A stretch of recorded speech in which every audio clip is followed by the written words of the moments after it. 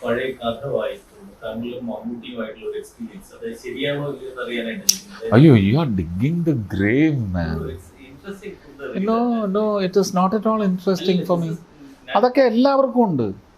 അത് മോഹൻലാലിനും ഉണ്ടാവും, മമ്മൂട്ടിക്കും ഉണ്ടാവും, മുരളിച്ചേട്ടനും ഉണ്ടാവും. മുരളിച്ചേട്ടൻ ഇന്ന് ജീവനോട് ഇല്ലാത്തതുകൊണ്ട് അതൊന്നും പറയാനും കേൾക്കാനും അതൊക്കെ അത് കാരണം ബാധിക്കപ്പെടുന്നവരെല്ലാം രക്ഷപ്പെട്ടിരിക്കുന്നു എന്ന് വിചാരിച്ചാൽ മതി. തിലകൻ ചേട്ടൻ പറഞ്ഞിട്ടില്ലേ, അതുപോലെയുള്ളൂ. That is done information. കഴിഞ്ഞിട്ട് നിങ്ങൾ ഒരുമിച്ച് കാറിലാണ് വന്നത്. കാറുണ്ട്, ഇദ്ദേഹം ഭയങ്കര സ്പീഡിലാണ് ഓടിക്കുന്നത്. താങ്കൾ അതിനകത്തിരുന്ന് സ്പീഡ് കുറയ്ക്കാനായിട്ട് ആവർത്തിച്ച് പറഞ്ഞുകൊണ്ടേയിരുന്നു. എന്നിട്ട് സംഭവം ഉണ്ടായിട്ടുണ്ട്. അല്ലല്ല, അത് വണ്ടിയിലിരുന്ന് ഉണ്ടായതാണ്.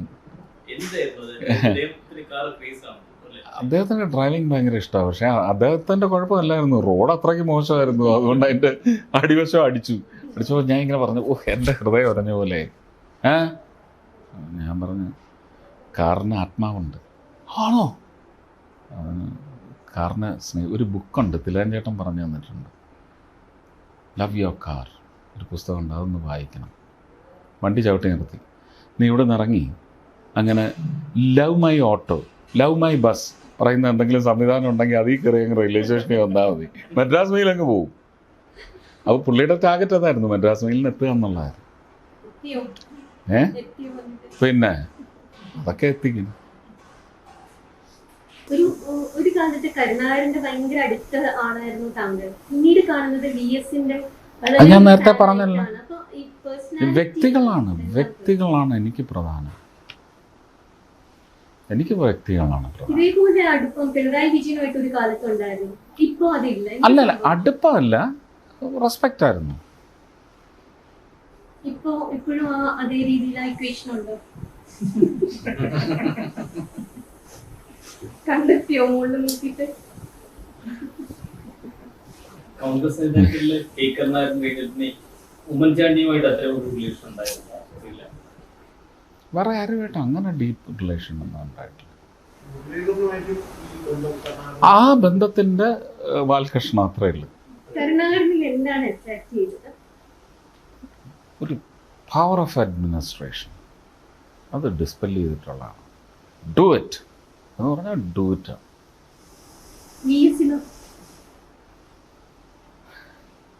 പിന്നെയും എന്നെ മേളിലോട്ട് നോക്കിക്കണമല്ലേ. സമ്മതിച്ചില്ലല്ലോ പുള്ളിയെ, അദ്ദേഹത്തെ സമ്മതിച്ചില്ല. കേരളത്തിലെ BJP-യുടെ ഒരു മുഖമാണ് സുരേഷ് ഗോപി.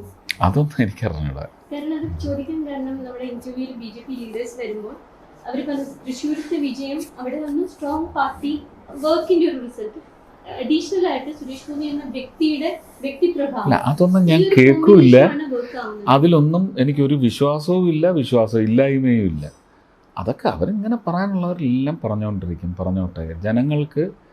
ജനങ്ങൾക്കറിയാം എന്തുകൊണ്ടാണ്. വേറൊരു സംശയമാണ്, തിരുവനന്തപുരത്ത് BJP-ക്ക് ശക്തമായ വേരോട്ടമുള്ള ഒരു സ്ഥലമാണ്. പിന്നെ എന്തുകൊണ്ടാണ് താങ്കൾ തൃശ്ശൂരിലേക്ക് പോകാനുണ്ടായ ഒരു കോണ്ടെക്സ്റ്റ് എന്താണ്? അതറിഞ്ഞൂടെ എന്തുകൊണ്ടാണെന്ന്? കഴിഞ്ഞ പ്രാവശ്യം അങ്ങനെ ഒരു സ്ഥാനാർത്ഥി പെട്ടെന്ന് അവിടെ ഇട്ടിട്ട് പോയപ്പോഴത്തേക്കും BJP-ക്ക് അത് ടേക്ക് ഓവർ ചെയ്യേണ്ടി വന്നു. How I was asked to go there when I was reluctant, how I was commanded to go there. പിന്നെ ചെന്ന് എൻ്റെ എനർജി മുഴുവൻ ഞാൻ അവിടെ കൊടുത്തിട്ട് ഞാനത് പകുതി വഴിക്ക് ഇട്ടിട്ട് പോകും ഇല്ലല്ലോ. അതിനോട് തുടർച്ച് നേരത്തെ പറഞ്ഞാൽ BJP-യുടെ ജില്ലാ പ്രസിഡന്റ് 1.5 വർഷമായിട്ട് പ്രവർത്തിക്കുന്നത്. ഏത് പോയിന്റിലാണ്, കാരണം താങ്കൾ അതിന് മുന്നേ 2 തവണ അവിടെ മത്സരിക്കുകയാണ്, ഏത് പോയിന്റിലാണ് ഇത് തൃശ്ശൂർ നമുക്ക് വിജയിക്കാൻ സാധ്യതയുണ്ട്, അല്ലെങ്കിൽ വിൽ വിൻ എന്നൊരു ഫീലിംഗ് വരുന്നത്? അതായത് ഇലക്ഷൻ ക്യാമ്പയിനിങ്ങിന് മുന്നേ ആണോ, ഡ്യൂറിംഗ് ദ ക്യാമ്പയിനോ, PM മോഡി വരുമ്പോഴാണോ, എപ്പോഴാണ്? 2019 തോറ്റ് കോവിഡ് കാലത്ത് എൻ്റെ ഒരു പ്രവർത്തനമുണ്ട് പാർലമെൻറ്റേറിയൻ എന്ന നിലയ്ക്ക്. അവിടെ മുതലാണ് ഞാൻ ആസ് എ പൊളിറ്റീഷ്യൻ എന്ന് പറഞ്ഞാൽ രാഷ്ട്രീയ പാർട്ടിക്കാരൻ എന്ന നിലയ്ക്കല്ല, ഒരു രാഷ്ട്രീയ ഉത്തരവാദിത്വം ഏറ്റെടുത്തതെന്ന് എങ്ങനെയാണ് ഞാൻ ഇവോൾവ് ചെയ്യുന്നതെന്ന് അവർ കണ്ടു. It is general survey. പള്ളികളിൽ നിന്ന് ഉള്ള വികാരി അച്ഛന്മാരടക്കം വിശ്വാസികളടക്കം ഇപ്രാവശ്യം these are the indicators. That is why I said it was the people's decision. അങ്ങനെ എനിക്ക് പറയാൻ പറ്റും. ഞാനെന്താ ജാതി പറയാത്തിടത്ത് നിങ്ങളെന്തിനാ ഈ ജാതി പറയുന്നത്? മനുഷ്യർ വോട്ട് ചെയ്തു. നല്ല മനുഷ്യരിൽ ബഹുഭൂരിപക്ഷം വോട്ട് ചെയ്തു. നല്ല മനുഷ്യരിൽ കുറച്ച് ആൾക്കാർ മാറി വോട്ട് ചെയ്തിട്ടുണ്ട്. അത് അവരുടെ രാഷ്ട്രീയ അവകാശമാണ്. അത് ചോദ്യം ചെയ്യാൻ ഞാൻ പാടില്ല. Now that you are an MP and a minister, so what exactly you are planning to do for Kerala? Like, എന്തെങ്കിലും കേരള അല്ല, see, as an MP for Trichy, and as I had promised during my campaign processes, തമിഴ്നാടും ആന്ധ്രയും ഒക്കെ help ചെയ്യണമെന്നുണ്ട്. അതിന് ഞാൻ അവിടെ ഒരു ചില ഇൻവേർഡ്സ് ഉണ്ട്, അവിടെ ഞാൻ വർക്ക് ചെയ്യും.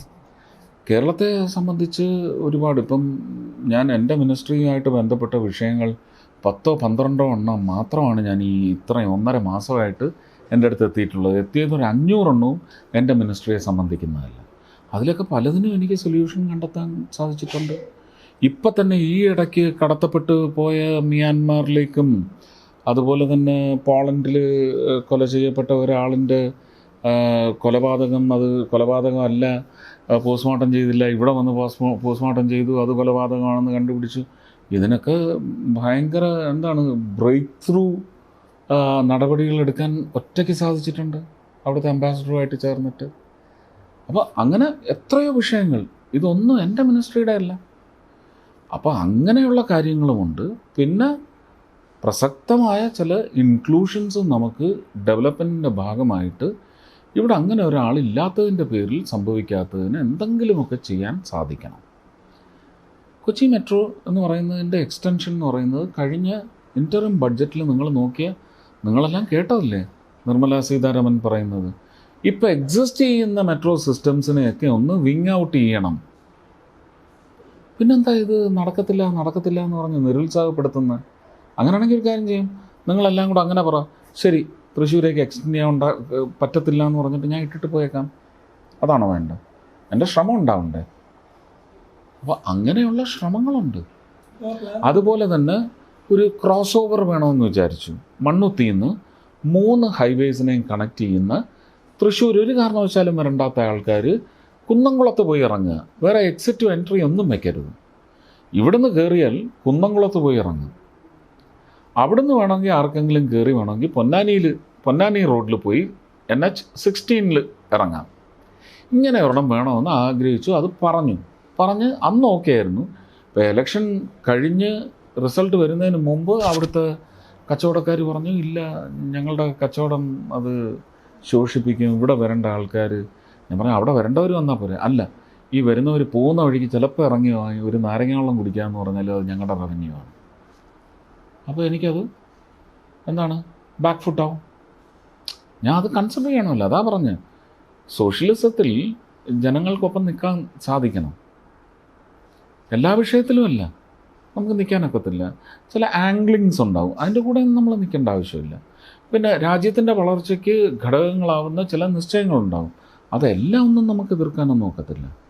മറ്റത് എതിർക്കുകയല്ല, അത് പക്ഷേ അവിടെ നല്ല അഡ്വക്കേഷൻ വഴി നമുക്കത് തിരുത്തി കൊണ്ടുവരാൻ അങ്ങനെയൊക്കെയുള്ള കാര്യങ്ങൾ സാധിക്കും.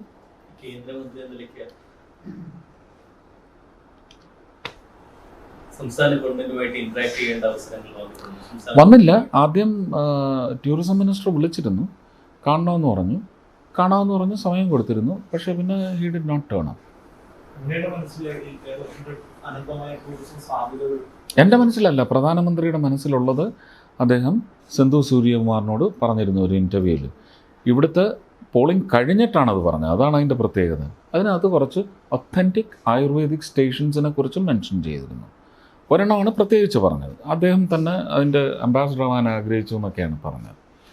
അപ്പോൾ അതൊരു പിക്കാണെന്ന് എനിക്ക് തോന്നി. അപ്പോൾ എന്നെ ഈ വകുപ്പിൽ കൊണ്ടുവന്ന് ഇട്ടതും അതിനാണെന്ന് എനിക്ക് തോന്നി. അത് വെച്ചിട്ട് ഞാൻ ഒന്ന് സ്പിയർ ഹെഡ് ചെയ്യുന്നുണ്ട് പല കാര്യങ്ങളും. അപ്പോൾ അതിന് നമുക്ക് രാജ്യത്തിൻ്റെ തന്നെ ഒരു ടൂറിസം പ്ലേറ്റർ വേണം അല്ലേ? ആ പ്ലാറ്ററിൽ വേണം കാര്യങ്ങൾ സെറ്റ് ചെയ്ത് വയ്ക്കാൻ. ഇത്രയും കാലം എന്താണ് ചെയ്തത്, അതിനെക്കുറിച്ചുള്ള ഒരു ടെക്നിക്കൽ നോഹോ എനിക്ക് കിട്ടിയിട്ടുണ്ട്.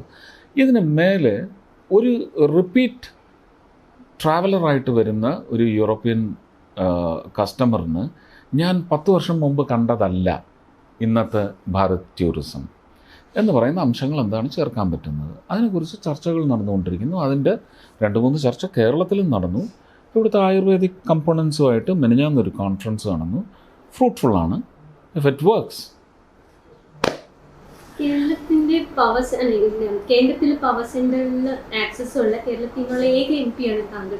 അത് ആ ഒരു റോൾ ഉണ്ട്, ഒരു കണക്ടിംഗ് റോൾ. ഞാൻ മാത്രമല്ല, MP കേരളത്തിൽ നിന്നുള്ള MP എന്നുള്ള രീതിയിൽ. എന്നാലും ഒരു മിനിസ്റ്റർ എന്ന നിലയ്ക്ക് ശ്രീ ജോർജ് കുര്യൻ ഉണ്ട്, and he is a perfect politician which I am not.